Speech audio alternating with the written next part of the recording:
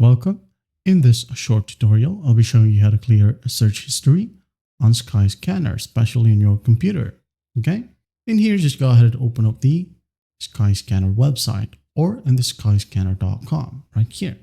Now, once you're in here, we don't have to do anything here on our dashboard. If you wish to delete your favorited places, okay, for example, just go to the heart icon right here at the top right, click on it.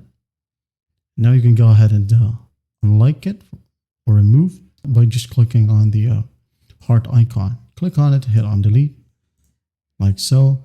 And once done, it is now cleared.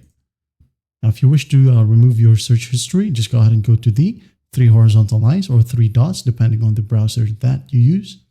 So I'm going to click on this one, then go ahead and go to settings. You must do the same.